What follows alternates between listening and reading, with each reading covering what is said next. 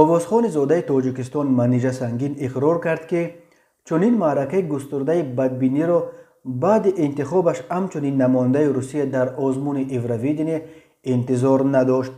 маниҷа сангин дар мусоҳибаҳои муфассалаш бо хабаргузории тасс ва бо ксения собчак дар барномаи док-ток дар шабакаи якуми телевизиони русия гуфт, муносибати бадбинона ба пирӯзии ӯ нишон медиҳад ки мушкилии миллатгароӣ ва бегонабадбинӣ дар русия дар сатҳи ҷиддӣ вуҷуд доштааст. маниҷа ба собчак нақл кард ки баъди кӯчиданашон ба москва аввалин калимае ки ӯ ёд гирифт черножопая буд.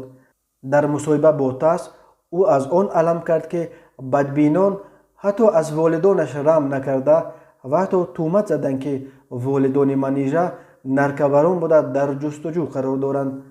бале ман мефаҳмам ки маро на ҳама қабул мекунанд, вале аз гумонам ҳам намегузашт ки ба сарам ин қадар борони бадбинӣ фурӯ мерезад. охир ман ягон кори бад накардам, ба саҳна баромадам, таронаро хондам ва тамом. ман дар ин ҳама бадбиниҳо наҷотпарастиро мебинам. ин мушкилӣ инҷо вуҷуд дорад, гум нашудааст. аммо дар мавриди иштирокам дар озмун гуфтаниям ки албатта ман мақсади пирӯзиро пеша мегузорам. ин албатта як чолишам аст, чунки дар евровидение бо таронаи Russian Women як зодаи Тоҷикистон ҳунарнамоӣ мекунад, мегӯяд маниҷа. рӯзи 8 март дар давраи ниҳоии интихоби намояндаи Русия барои иштирок дар озмуни евровидение дар шабакаи якуми телевизиони Русия доир шуд.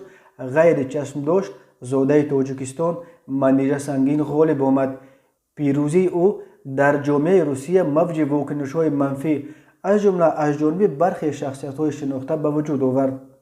бадбинон худи инро ки Русия дар озмуни асосии мусиқии Аврупо як зодаи Тоҷикистон намояндагӣ мекунад, зери шубҳа гузоштанд.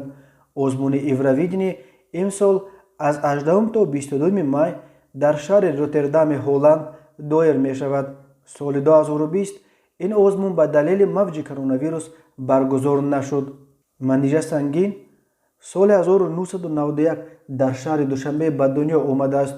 ӯ набираи Тоҷи Усмон, яке аз нависандагони машҳури тоҷик аст.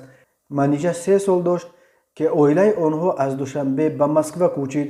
маниҷа дар Москва дар мактаби миёна муддате дарси фортепиано хонда ва баъдан риштаи равоншиносии РГГУ-ро хатм кард. маниҷа соли 2007 бо тахаллуси рӯ-кола ба ҳунарнамоӣ оғоз кард. таронаи аввалинаш бо номи «Пренебрегаю» овозхони он замон навараси зодаи Тоҷикистонро дар саросари Русия машҳур кард.